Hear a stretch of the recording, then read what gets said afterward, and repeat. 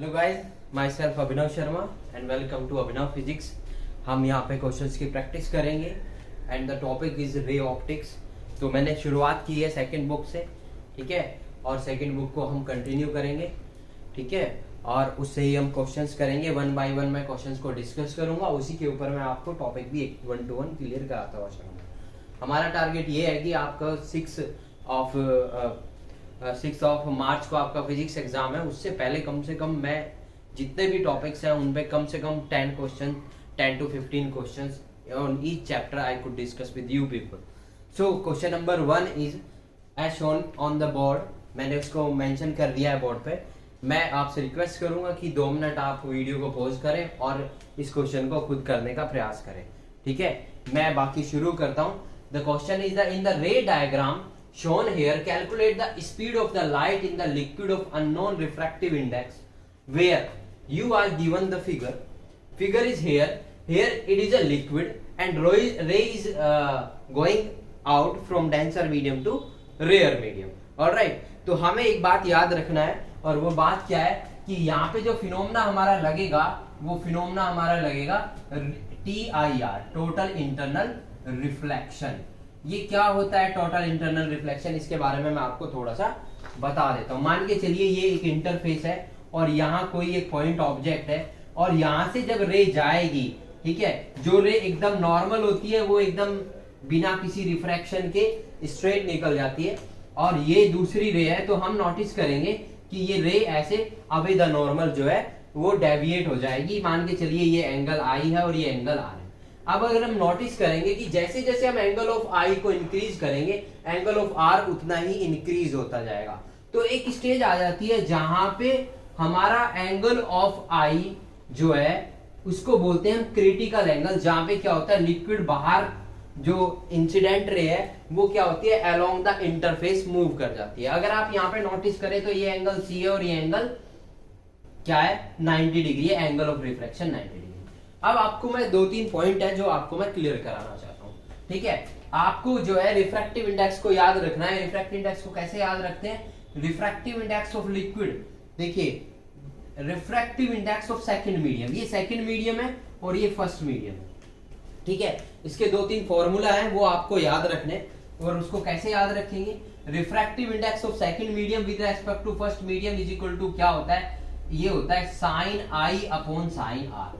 अब आपको कई बार कंफ्यूजन होगा कि यहाँ क्या आई लेंगे और क्या आर लेंगे। आपको आई और आर याद ही नहीं रखना है, आपको क्या निकालना है? रिफ्रैक्टिव इंडेक्स निकालना है। किसका? सेकंड मीडियम का। किसके रेस्पेक्ट में? फर्स्ट मीडियम के रेस्पेक्ट में। तो आप देखिए यहाँ पे आपको क्या करना है, μ21 refractive index of medium 2 with respect to 1। इसका मैं मतलब बता देता हूँ थोड़ा सा एक बार। μ21 का मतलब क्या होता है? मान के चलिए यहाँ ग्लास है और यहाँ एयर है, तो ग्लास का एयर के रेस्पेक्ट में रिफ्रैक्टिव इंडेक्स कुछ और होगा, और अगर मैं यहाँ एयर की जगह जो है वाटर कर देता हूं तो अब इसका रिफ्रैक्टिव इंडेक्स कुछ और होगा। Refractive index is a comparison phenomena. तो हम बात करते हैं फर्दर रिफ्रैक्टिव इंडेक्स कैसे निकालते हैं। तो आपको बस ये याद रखना है refractive index of medium 2 with respect to 1 कैसे निकालते हैं। ये ऊपर क्या है? मीडियम 1, नीचे क्या है? मीडियम 2, मतलब मीडियम 2 का मीडियम 1 के रेस्पेक्ट में रिफ्रैक्टिव इंडेक्स हमको निकालना है। तो आपको क्या याद रखना है कि आपको बस ये याद रखना है ये ऊपर 1 है तो यहां आपको वही एंगल लेना है जो फर्स्ट मीडियम में है। फर्स्ट मीडियम में मान के चलिए, और जो ये है ये नीचे 2 है जिसका निकाल रहे हैं उसके रेस्पेक्ट में एंगल को नीचे रखना है। मतलब मैं अगर refractive index of medium 2 with respect to 1 कर रहा हूं तो क्या होगा? 1 में कौन सा एंगल है आपको वो ऊपर रखना है, और जो दूसरा एंगल है उसको आपको नीचे रखना है। जिसका रिफ्रैक्टिव इंडेक्स निकाल रहे हैं वहां पे ये होगा। अब जैसे मैं यहाँ पे बात करता हूं, देखो अब ध्यान से देखना। मान के चलिए ये रेयरर मीडियम है और ये डेंसर मीडियम है और ये रेयरर मीडियम है। अब ध्यान से देखना, एक रे ऐसे आ रही है, ठीक है, और मैं इसको क्या होगा? It will bend away the normal, और हम इसको लिखते हैं एंगल आई और इसको लिखते हैं एंगल आर, ठीक है। अब सिनेरियो थोड़ा सा चेंज कर देते हैं। तो यहाँ पे refractive index of medium 2 with respect to 1 जो होगा वो क्या होगा? साइन, यहाँ जो भी मीडियम है ये फर्स्ट मीडियम है उसका एंगल साइन आई अपॉन यहाँ सेकंड मीडियम है अपॉन साइन आर। अब इसको रिपीट करता हूं। मान के चलिए अब रे जो है वो रेयर मीडियम से, डेंसर मीडियम से रेयर मीडियम में जा रही है, ऐसे इट विल बेंड अवे। अब ये एंगल हो गया आई और ये एंगल हो गया आर। अब कैसे निकालेंगे हम? तो आपको बस सीधा याद रखना refractive index of μ2 with respect to 1। आपको ये ध्यान रखना है, यहाँ फर्स्ट ये ऊपर 1 है तो फर्स्ट मीडियम में जो एंगल है आप उसको लेंगे, फिर सेकंड मीडियम में जो एंगल है उसको लेंगे, और ऐसे हमारा बन जाएगा μ21 is equal to sine r upon sine i. अब हमें ये भी पता है कि रिफ्रैक्टिव इंडेक्स का जो दूसरा फॉर्मूला होता है वो होता है रेशियो ऑफ द स्पीड। मतलब मान के चलिए एक ग्लास है, तो ग्लास का रिफ्रैक्टिव इंडेक्स क्या होता है? इसका मतलब ये होता है कि speed of light in vacuum या air that is equal to c upon speed of light in glass. उसका जो रेशियो होता है उसको हम क्या बुलाते हैं? रिफ्रैक्टिव इंडेक्स बुलाते हैं। तो आप रिफ्रैक्टिव इंडेक्स को हम यहाँ पे 3 कॉन्सेप्ट में पढ़ेंगे, ठीक है। कॉन्सेप्ट नंबर 1 हो गया μ21 is equal to this, alright. दूसरा हमारा रिफ्रैक्टिव इंडेक्स का दूसरा फॉर्मूला हमारा क्या होता है? ये क्या है? आपको मान के चलिए यहां ग्लास है और यहां वाटर है, और अब आपको रिफ्रैक्टिव इंडेक्स निकालना है। वाटर का रिफ्रैक्टिव इंडेक्स मान के चलिए ग्लास का, वाटर का रिफ्रैक्टिव इंडेक्स एयर के रेस्पेक्ट में हम लिखेंगे ऐसे, refractive index of glass with respect to air हम इसको ऐसे लिखेंगे। अब मैं रिफ्रैक्टिव इंडेक्स निकालना चाह रहा हूं ग्लास का विद रेस्पेक्ट टू वाटर, तो हम कैसे निकालेंगे? आपको याद रखना है कैसे निकालेंगे। ये नीचे 2 है तो आपको ऊपर 2 लेना है अपॉन μ1। मतलब कहने का ये हो गया, अगर मैं रिफ्रैक्टिव इंडेक्स निकालना चाहता हूं ग्लास का विद रेस्पेक्ट टू वाटर, तो आपको कुछ नहीं करना है, ऊपर ग्लास का रिफ्रैक्टिव इंडेक्स आप रखेंगे इसकी वैल्यू, और ये रिफ्रैक्टिव इंडेक्स क्या होता है? ये रिफ्रैक्टिव इंडेक्स होता है एयर के रेस्पेक्ट में जो होता है, और ये जो होता है ये होता है वाटर के रेस्पेक्ट में, ठीक है। ये वाटर के लिए अब जिसका आप निकाल रहे हैं, तो आपको अगर अलग अलग रिफ्रैक्टिव इंडेक्स दिए तो आपको कैसे निकालना है? μ2 refractive index of 2 with respect to 1 is equal to μ2 upon μ1। हमें इसको ऐसे सोल्व करना है, और आप फिर फर्दर क्या करेंगे? फर्दर करेंगे, अगर मैं वेलोसिटी की टर्म्स में लूं तो आपको देखना है ये 1 है तो v1 अपॉन v2। मान के चलिए मैं रिफ्रैक्टिव इंडेक्स ग्लास का निकालना चाह रहा हूं वाटर के रेस्पेक्ट में, तो आपको कुछ नहीं करना है, लाइट की जो स्पीड है वो वाटर के अंदर कितनी है? v1 अपॉन ग्लास के अंदर कितनी है? v2। उससे डिवाइड कर देंगे तो वो भी हमारा क्या हो जाएगा?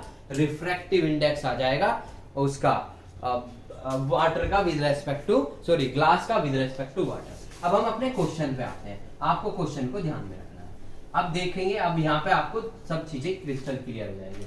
अगर मैं इस क्वेश्चन की बात करूं तो इस क्वेश्चन में आप देखिए, तो अभी हमने जब TIR पढ़ा था, टोटल इंटरनल रिफ्लेक्शन, तो उसकी कुछ कंडीशन होती है। सबसे पहली कंडीशन क्या होती है कि TIR का मतलब ये कि जब ये ऐसे था और ये ऐसे जा रहा था, ये एंगल I था, ये एंगल R था, जब मैंने एंगल I को बढ़ा के कर दिया तो एक कंडीशन ऐसी आती है जब ये इंटरफेस पे चला जाता है, और इस एंगल को बोलते हैं क्रिटिकल एंगल।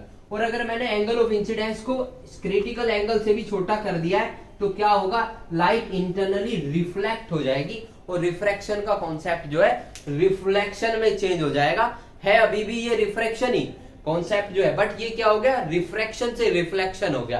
तो इसकी कुछ एसेंशियल कंडीशन है रिफ्रैक्शन की, TIR की कुछ एसेंशियल कंडीशन है। नंबर 1 क्या है? Ray must go from denser medium to rarer medium, denser medium से रेयरर मीडियम में जानी चाहिए। दूसरा, angle of incidence must be greater than critical angle, ठीक है। आपको बस ये पॉइंट याद रखना है। अगर मैं यहां पे इस पॉइंट की बात करूं तो ये एंगल ऑफ इंसिडेंस हो गया C, और एंगल ऑफ रिफ्रैक्शन कितना हो गया? 90 डिग्री। तो क्रिटिकल एंगल कौन सा एंगल होता है? वो एंगल जिसपे इंसिडेंट रे जो है, मान के चलिए कुछ भी है, उसके रेस्पेक्ट में जो रिफ्रैक्टेड रे है उसका एंगल ऑफ रिफ्रैक्शन 90 डिग्री हो जाए, और वो लिक्विड के रिफ्रैक्टिव इंडेक्स के ऊपर डिपेंड करेगी। तो refractive index mu is equal to क्या होगा? मैं मान के चलिए ये मीडियम 1 है जो कि, सॉरी ये मीडियम 2 है जो कि डेंसर है, और ये मीडियम 1 है जो कि रेयर है। तो TIR के लिए क्या कंडीशन है कि ray must go from denser medium to rarer medium. तो अब बस मैं इसको ऐसे लिखूंगा, तो μ21 इज इक्वल टू क्या होगा? मैंने बताया था आपको, जो ये ऊपर वन है तो वहां ये एंगल कितना है 90 डिग्री, यहाँ ये एंगल कितना है साइन सी, तो sine c is equal to कितना हो गया 1/म्यू। इस तरीके से आप इसका क्रिटिकल एंगल निकाल सकते हैं, किसी भी मीडियम का क्रिटिकल एंगल कितना होगा जिसपे लाइट का रिफ्रैक्शन ना होके रिफ्लेक्शन हो जाएगा, इसी को हम बोलेंगे क्रिटिकल एंगल। अब हम फर्दर बात करते हैं, अपने क्वेश्चन पे आते हैं। ठीक है, क्वेश्चन पे आते हैं तो आप ये समझ चुके हैं कि ये क्या है फिनोमेना। तो यहाँ पे क्या हो रहा है, ये वही हो रहा है, क्या हो रहा है कि ये एक रे ऑफ लाइट है और यहाँ पे TIR हो गया इसका। ठीक है, अब ये पूछना चाह रहा है, क्या पूछना चाहता है, ये पूछना चाहता है कि मैं क्या करना चाहता हूं कि ये एंगल हो गया 90 डिग्री। अब ये कह रहा है कि ये जो यहाँ पे एयर है और इस मीडियम जो है, ये मीडियम जो है डेंसर मीडियम, यहाँ लाइट की वेलोसिटी कितनी होगी, वो ये पूछना चाह रहा है। तो हम कैसे निकालेंगे, अभी अभी मैंने बताया था μ21 इज इक्वल टू कितना होता है, μ21 इज इक्वल टू, अगर मैं वेलोसिटी के रेस्पेक्ट में लूं तो बाहर तो एयर है तो स्पीड कितनी हो गई c, और यहाँ पे कितनी है v2। ऑलराइट, अब आपको μ2 की वैल्यू निकालनी, तो μ इज इक्वल टू होगा 1/sin c। अब अगर ये एंगल c है तो ये एंगल भी c होगा, ऑब्वियस सी बात है। ये 40 सेंटीमीटर, ये 40 सेंटीमीटर, तो ये 50 centimetre by Pythagoras theorem, hypotenuse ये आ गया। ऑलराइट, तो बस आपको sin c की वैल्यू निकालनी, तो sin c is equal to कितना होगा, sin c is equal to होगा, ये हमारा बेस हो गया, ये हमारा परपेंडिकुलर हो गया 30/50, इससे ये कट हो गया, तो sin c is equal to आ गया 3/5। तो म्यू इज इक्वल टू कितना आ जाएगा 1/3/5, ये ऊपर चला जाएगा, ये 5/3। तो म्यू की वैल्यू, लिक्विड का जो रिफ्रैक्टिव इंडेक्स आ गया वो कितना आ गया 5/3। अब आपको कुछ नहीं करना है, अब आपको इसको इस फॉर्मूले में रखना है। तो v2 इज इक्वल टू कितना होगा c/5/3।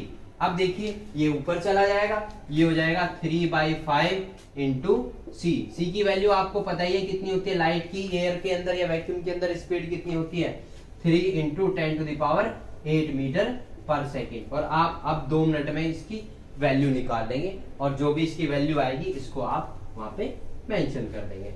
ठीक है, okay, so this is the end of this question.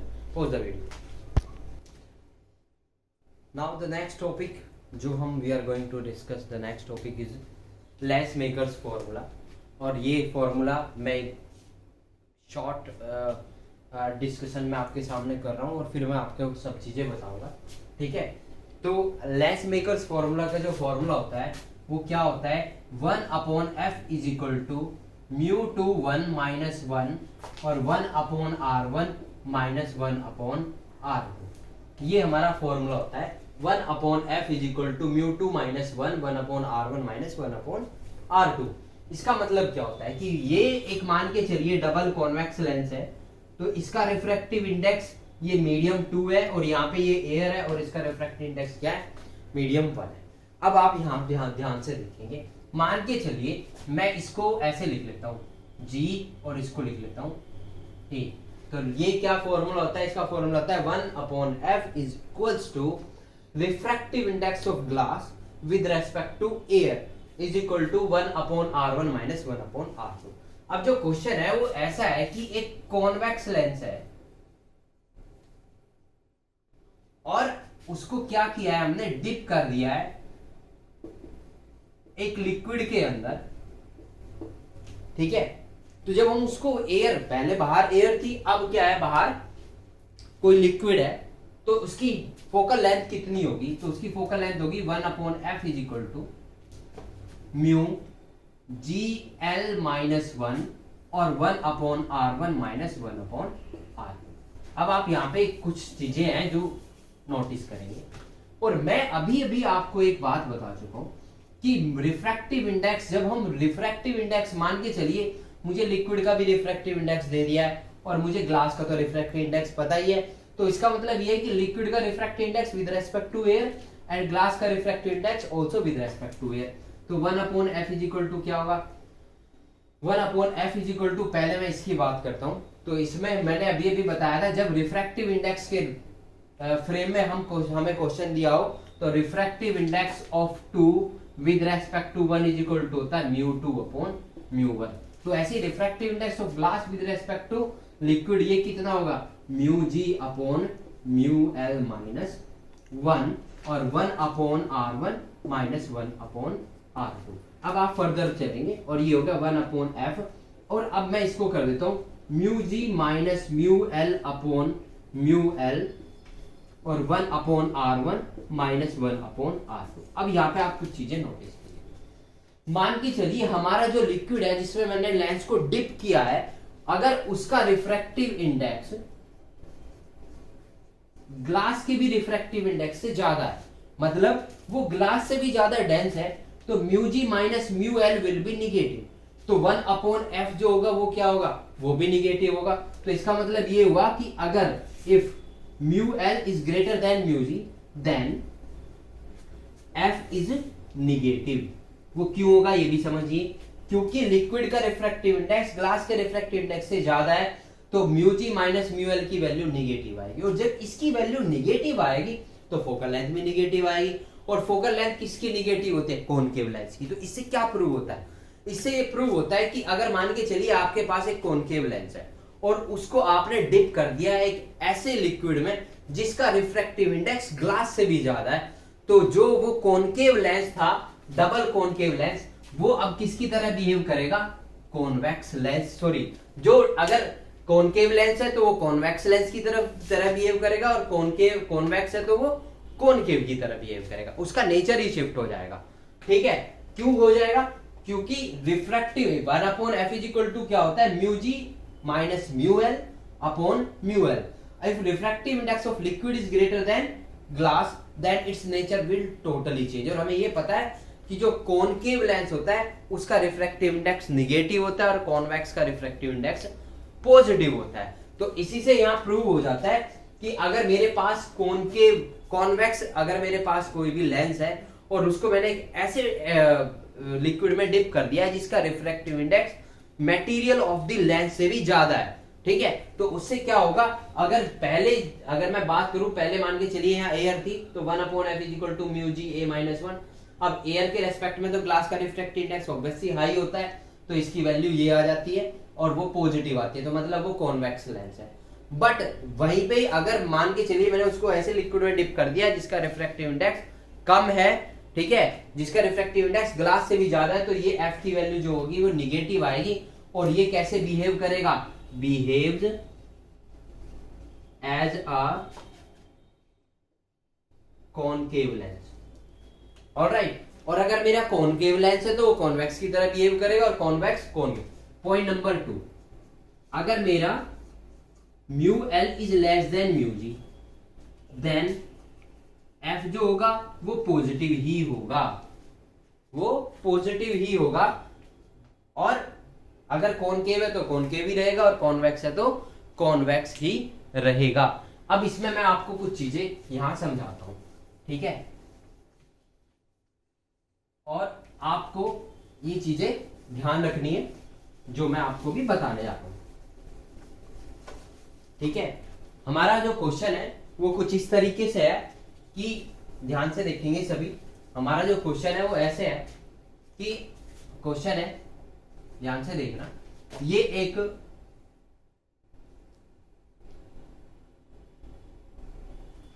Convex lens है। अब मैं यहां क्या करता हूं, पैरेलल बीम ऑफ लाइट जो है उसको भेजता हूं। अब जब मैं पैरेलल बीम ऑफ लाइट को भेजूंगा तो वो क्या है, फोकस पे जाके मिलेंगे। अब ध्यान से देखना, मान के चलिए एक मिक्स कलेक्शन मैंने लिया है ऑफ लाइट का मिक्स कलेक्शन मैंने ले लिया, ठीक है। अब हमें फॉर्मूला पता है 1/f is equal to mu minus 1/r1 minus 1/r। अब आपको एक फॉर्मूला याद रखना है और उस फॉर्मूले का नाम है कोचीज फॉर्मूला। कोचीज फॉर्मूला कहता है कि मटेरियल का जो रिफ्रैक्टिव इंडेक्स है वो कभी भी फिक्स नहीं होता और वो इंसिडेंट रेडिएशन की वेवलेंथ के ऊपर डिपेंड करता है। और उसने फॉर्मूला दिया था mu is equal to a plus b upon lambda square plus c upon lambda to the power cube and so on. तो अगर आप यहाँ देख पा रहे हो तो mu is inversely proportional to lambda का स्क्वायर। अब यहाँ ध्यान से देखना, वेवलेंथ जितनी ज्यादा होगी रिफ्रैक्टिव इंडेक्स उतना कम होगा। अब यहाँ फॉर्मूले में देखिए, और रिफ्रैक्टिव इंडेक्स जितना कम होगा फोकल लेंथ उतनी ज्यादा होगी। ठीक है। अब मान के चलिए मैं यहाँ पे एक रेड कलर की लाइट फ्लो कर, ठीक है, और फिर दूसरी बार मैं क्या करता हूँ, वायलेट कलर की लाइट को भेजता हूं। तो रिफ्रैक्टिव इंडेक्स जब इसके अंदर से वो गुजरेगी तो किस केस में इसका फोकस भी हर लाइट के लिए अलग अलग होगा। क्यों होगा? क्योंकि फोकस जो डिपेंड करता है वो रिफ्रैक्टिव इंडेक्स के ऊपर डिपेंड करता है, और रिफ्रैक्टिव इंडेक्स वेवलेंथ के ऊपर डिपेंड करता है। तो अब आप यहाँ पे ध्यान से देखिए, 1/f अगर देखा जाए, मैं इस पूरी टर्म को ले लेता हूँ directly proportional to mu, and mu is inversely proportional to lambda square. तो इससे एक बात प्रूव हो जाती है कि focal length is directly proportional to lambda square. तो अगर मान के चलिए मैंने लैम्डा जो है वो रेड कलर लिया है, मैं जो है एक पैरेलल बीम ऑफ लाइट भेज रहा हूँ रेड कलर की, तो जो फोकल लेंथ होगी रेड कलर के लिए वो क्या होगी, ज्यादा होगी, और जो वायलेट कलर है उसके लिए फोकल लेंथ कम होगी। आपको ये फॉर्मूला भी याद रखना है। इसीलिए हम जब टेलीस्कोप का यूज करते हैं, तो आजकल जो हम टेलीस्कोप का यूज करते हैं वो रिफ्लेक्टिंग टाइप टेलीस्कोप का यूज करते हैं, ना कि रिफ्रैक्टिंग टाइप का। क्यों? क्योंकि उसकी मैग्नीफाइंग पावर जो होती है टेलीस्कोप की, वो कहीं ना कहीं जो डायमीटर ऑफ द ट्यूब है उसके ऊपर डिपेंड करती है और फोकस के ऊपर डिपेंड करती है। अब मान के चलिए मैं किसी भी ऑब्जेक्ट को ऑब्जर्व कर रहा हूं, अलग अलग तरह की मुझे रेडिएशन मिल रही है, अलग अलग कलर की, तो क्या होगा, हर कलर के लिए फोकस अलग अलग होगा, और फोकस अलग अलग होगा तो मुझे उसके लिए हर कलर की लाइट के लिए अलग अलग सेट करना पड़ेगा। इसको बोलते हैं क्रोमैटिक एब्रिएशन, क्रोमैटिक एब्रिएशन। तो ऐसा बहुत बार क्वेश्चन आया हुआ है, क्या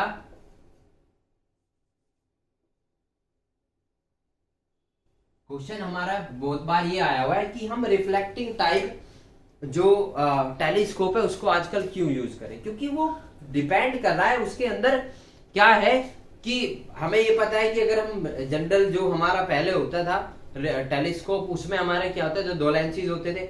अब लेंस से जब लाइट गुजरेगी जो इन्फिनिटी से आ रही है, अब हर कलर के लिए फोकस अलग अलग होगा, तो उसको सेट करना मुश्किल होगा। इसीलिए इसको उसी फिनोमेना को बोलते हैं, ये जो फिनोमेना है कि हर कलर के लिए जो होगा फोकस अलग अलग होगा, इसी फिनोमेना को बोलते हैं हम क्रोमैटिक एब्रिएशन। तो क्रोमैटिक एब्रिएशन को मिनिमाइज करने के लिए हम आजकल जो है यूज करते हैं किसका, रिफ्लेक्टिंग टाइप टेलीस्कोप का। और रिफ्लेक्टिंग टाइप टेलीस्कोप कैसे काम करता है, देखिए इसके अंदर क्या होता है, इसके अंदर क्या होता है, एक ऐसे ट्यूब होती है, उसके अंदर एक आई लेंस लगा हुआ होता है, और यहां पे क्या होता है, एक मिरर होता है। अब parallel beam of light infinity से आती है, यहां रिफ्लेक्ट होती है, और फिर यहां रिफ्लेक्ट होके और ये ऐसे चल जाए। और देखिए आपको एक बात और समझनी होगी, तो सबसे पहला बेनिफिट क्या है इसका, क्रोमैटिक एब्रिएशन को हम खत्म कर सकते हैं रिफ्लेक्टिंग टाइप में, क्योंकि इसमें हम सिर्फ एक सिंगल लेंस का यूज कर रहे हैं, उसमें भी फोकस का ऐसा कोई मेजर रोल नहीं है। दूसरा, इसमें हम एक काम और कर सकते हैं, और वो काम क्या है कि हमें ये जो हमें मिरर बनाना है वो कितना भी बड़ा मिरर बना सकते हैं। एक मिरर को बनाने की जो कॉस्ट होती है लेंस को बनाने की कॉस्ट के कंपैरिजन में बहुत कम होती है, इसीलिए हम आजकल रिफ्लेक्टिंग टाइप टेलीस्कोप का यूज करते हैं। बाकी हम नेक्स्ट वीडियो में फर्दर डिस्कस करेंगे। नेक्स्ट वीडियो में मैं आपके साथ प्रिज्म के बारे में डिस्कस करूंगा, और कुछ टॉपिक मैं प्रिज्म से कराऊंगा, ठीक है। इस चैप्टर की अगर मैं बात करूं तो इसमें दो सबसे इंपॉर्टेंट है, लेंस मेकर्स फॉर्मूला, उसके ऊपर क्वेश्चंस बनते हैं, ठीक है। इसमें कॉम्बिनेशन ऑफ लेंसेज रहता है, उसको भी हम नेक्स्ट वीडियो में डिस्कस करेंगे।